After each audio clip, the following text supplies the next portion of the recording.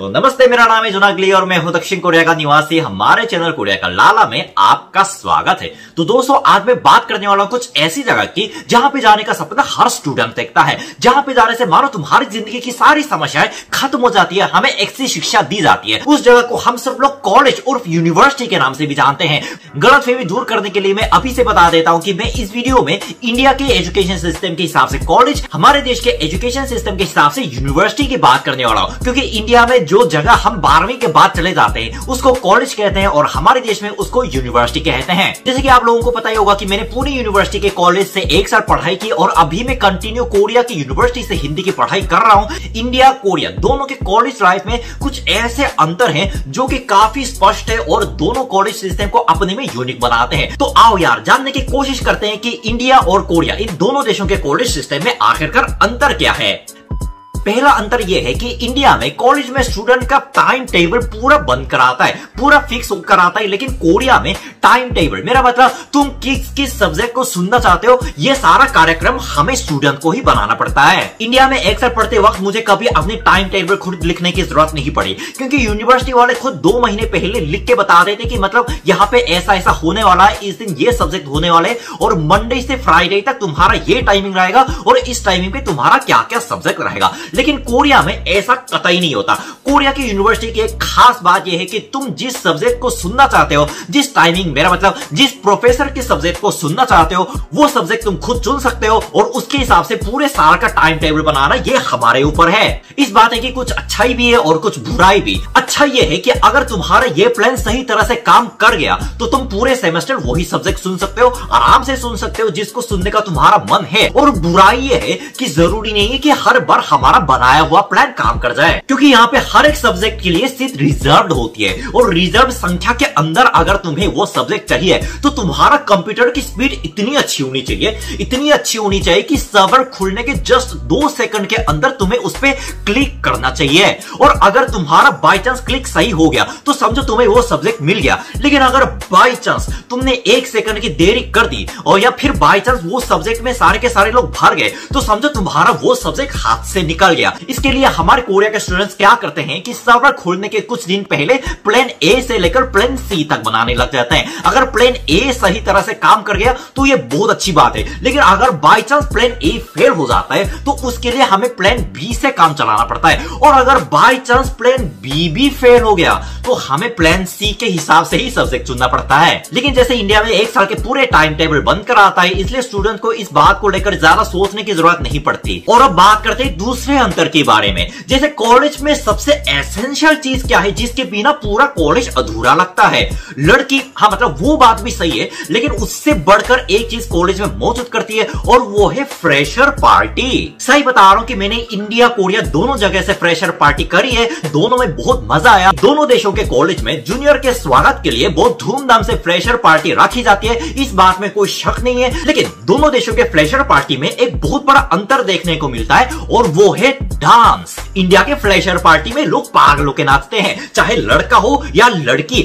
लेकिन कोरिया के fresher party में जमकर मीट होगी, जमकर दारू की बारिश होगी, लड़कियों की बातों का समागम होगा। मतलब यहां तक तो इंडिया से सेम है, लेकिन तुम लोगों को डांस कतई देखने को नहीं मिलेगा। इस अंतर का रीजन मैं समझाता हूं। क्योंकि भारत के कल्चर में डांस को एक बहुत जरूरी हिस्सा माना जाता है और समाज का कोई भी फंक्शन, चाहे उत्सव हो, चाहे पार्टी हो या फिर चाहे शादी, डांस के बिना वो अधूरा माना जाता है। जबकि कोरिया के कल्चर में डांस को टैबू यानी कि उतना अच्छा नहीं माना जाता। इसलिए कोरिया के 99% फंक्शन बिना डांस के होता है, क्योंकि यहाँ पे मतलब पहले से थोड़ा ऐसा कल्चर रहा है कि नाचने वालों को देखने की समाज की नजरिया उतनी अच्छी थी नहीं। और जबकि इंडिया के किसी भी फंक्शन में अगर तुम्हें नाचना नहीं आता तो तुमको फंक्शन से बाहर निकाल दिया जाएगा। लेकिन अगर कोरिया के फंक्शन में तुम अकेले दारू पीकर स्टेज के ऊपर जाके अगर डांस करना शुरू करो तो लोग यही बोलने लगेंगे, अरे भाई, उससे ज्यादा पागल इंसान तो मैंने अपने लाइफ में नहीं देखा, क्या हमें पुलिस को बुलाना चाहिए? इसी अंतर के चलते भारत के फ्रेशर पार्टी में जमकर डांस होता है, मजा होता है। ऑफ कोर्स कोरिया के फ्रेशर पार्टी में भी बहुत मजा होता है, बहुत दारू होती है,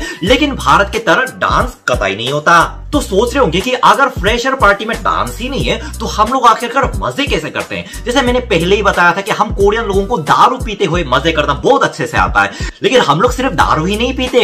दारू पीते हुए हम लोग इतने सारे 1 से 10 प्रकार के अलग अलग खेल खेलने लगते हैं जो 2-3 से लेकर 10 लोग तक एक साथ खेल सकते हैं। वो पूरा खेल खेलते खेलते हमारे पूरे 1-2 घंटे बीत जाते हैं और 2 घंटे बीतने के बाद तुम बार के बाहर जाओ, लोग उल्टी करते हुए नजर आएंगे। इससे एक बात पता चलती कि कोरिया के पार्टी में चाहे डांस हो या ना हो, पार्टी किसी भी तरह निकल जाती है। इसके बाद तीसरे अंतर की बात करते हैं जिसके बिना कॉलेज अधूरा है, और उस चीज को हम असाइनमेंट के नाम से जानते हैं। सही बता रहा हूं कि पुणे के कॉलेज के पहले महीने में मेरा दिमाग इतना खराब हो गया कि एक सब्जेक्ट के 2 असाइनमेंट एक हफ्ते में।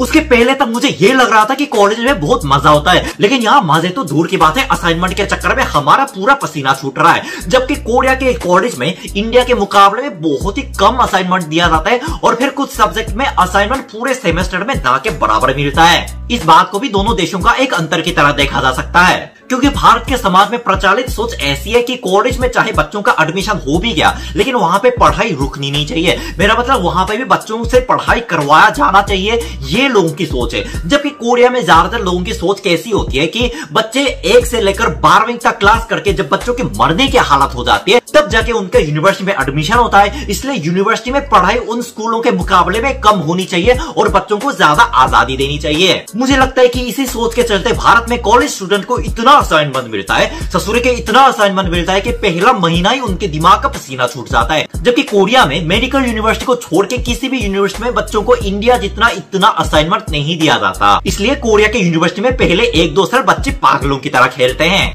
और प्रोफेसर को भी इस बात का पूरा पता रहता है। इसलिए पहले 1-1.5 साल तक बच्चों को उतना असाइनमेंट नहीं मिलता जितना इंडिया में 1 साल के बच्चों को मिल जाता है। और लास्ट का सबसे बड़ा अंतर यह है कि कोरिया के कॉलेज में हर साल हमें 5 महीने का वेकेशन दिया जाता है, जबकि इंडिया में वेकेशन का ड्यूरेशन इससे कम होता है। बात सुन के शायद कई लोग हैरान हो गए होंगे कि समर वेकेशन 3 महीने का होता है। भाई कोरिया में हर कॉलेज का समर वेकेशन 3 महीने के लिए होता है, और फिर उसके साथ साथ हमें विंटर वेकेशन भी 2.5 महीने का दिया जाता है। मैं जब पुणे के कॉलेज में पढ़ रहा था तो सबसे लंबी छुट्टी हमें साल में सिर्फ एक बार, वो भी सिर्फ 1 महीने का मिला था। मुझे नहीं पता कि आप लोगों के इंडिया वाले कॉलेज में हर साल कितने महीने की छुट्टी देते हैं, अब प्लीज नीचे कॉमेंट सेक्शन में बता दो। लेकिन जनरली बता रहा हूँ कि कोरिया में हर कॉलेज की छुट्टी बहुत ही ज्यादा लंबी होती है, और इन छुट्टियों पे अधिकतर कोरिया के स्टूडेंट अपने पार्ट टाइम करने लगते हैं, और फिर कुछ लोग विदेशी घूम के आते हैं, और फिर कुछ लोग ऐसे होते हैं जो 3 महीने तक सिर्फ और सिर्फ घर पे ही रह जाते हैं। तो बस यार आज की वीडियो में इतना है। कॉलेज के बारे में इतनी बातें कर ली कि मुझे 2016 से 17 की याद आ रही है,